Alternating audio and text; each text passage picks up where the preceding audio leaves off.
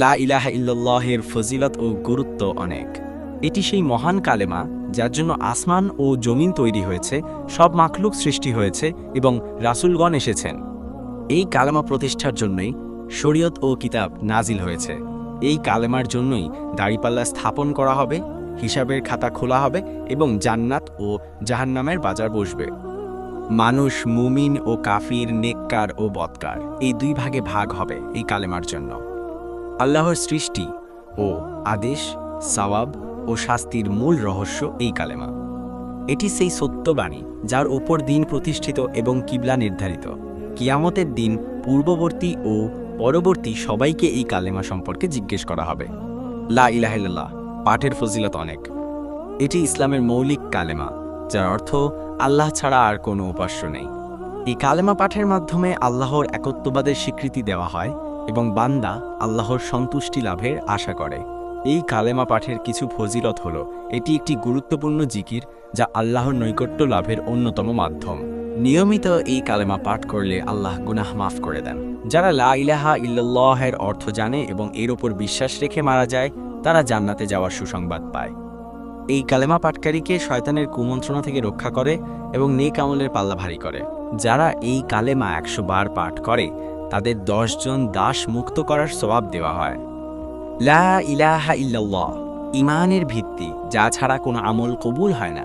হাদিসের বর্ণনা অনুযায়ী এটি সর্বশ্রেষ্ঠ জিকির এবং তাওহীদের স্বীকৃতি, যা আল্লাহর প্রতি আনুগত্যের প্রতীক। কিয়ামতের দিন বান্দাকে 2টি প্রশ্ন করা হবে, তোমরা কার ইবাদত করেছ এবং রাসূলদের কি উত্তর দিয়েছ? প্রথম প্রশ্নের উত্তর হল লা ইলাহা ইল্লাল্লাহর অর্থ জানা, স্বীকৃতি দেওয়া ও আমল করে কালেমা বাস্তবায়ন করা। দ্বিতীয় প্রশ্নের উত্তর হল মুহাম্মাদুর রাসূলুল্লাহর অর্থ জানা, তাকে আল্লাহর রাসূল হিসাবে স্বীকার করা, তার আনুগত্য করা এবং রিসালাত বাস্তবায়ন করা।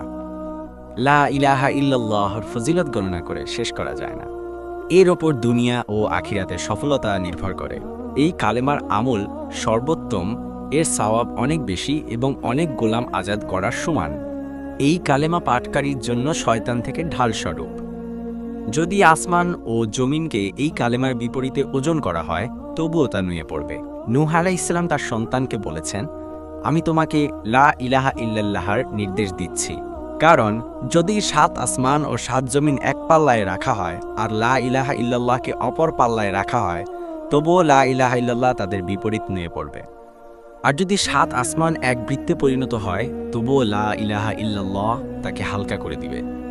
আল্লাহর সাথে এই কালেমার কোনো পর্দা নেই, বরং সকল পর্দা ভেদ করে সে আল্লাহ পর্যন্ত পৌঁছে যায়।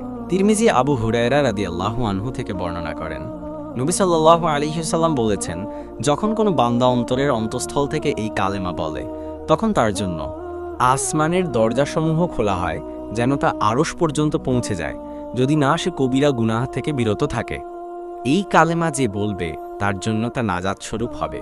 সহিহ মুসলিমে এসেছে, নবী সাল্লাল্লাহু আলাইহি ওয়াসাল্লাম জনৈক মুয়াজ্জিনকে আশহাদু আল্লাহ ইলাহা ইল্লাল্লাহ বলতে শুনে বলেন, সে জাহান্নাম থেকে মুক্তি পেল। ইতবান রাদিয়াল্লাহু আনহু বলেন, নবী সাল্লাল্লাহু আলাইহি ওয়াসাল্লাম বলেছেন, নিশ্চয়ই যে আল্লাহর সন্তুষ্টি অর্জনের উদ্দেশ্যে লা ইলাহা ইল্লাল্লাহ বলবে, আল্লাহ তাকে আগুনের ওপর হারাম করে দিবেন। লা ইলাহা ইল্লাল্লাহ ঈমানের সর্বোত্তম শাখা। আবু হুরায়রা রাদিয়াল্লাহু আনহু থেকে বর্ণিত, নবী সাল্লাল্লাহু আলাইহি ওয়াসাল্লাম বলেছেন, ঈমানের 70-এর অধিক শাখা আছে, তার মধ্যে সর্বোত্তম শাখা হলো লা ইলাহা ইল্লাল্লাহ বলা আর সর্বনিম্ন শাখা রাস্তা থেকে কষ্ট দূর করা। নবী সাল্লাল্লাহু আলাইহি ওয়াসাল্লাম এই কালেমাকে সর্বোত্তম জিকির বলেছেন। যেমন ইমাম তিরমিজি প্রমুখগণ জাবির ইবন আব্দুল্লাহ রাদিয়াল্লাহু আনহু থেকে বর্ণনা করেন, তিনি রাসূলুল্লাহ সাল্লাল্লাহু আলাইহি ওয়াসাল্লামকে বলতে শুনেছেন, সর্বোত্তম জিকির হলো লা ইলাহা ইল্লাল্লাহ ও সর্বোত্তম দোয়া হলো আলহামদুলিল্লাহ।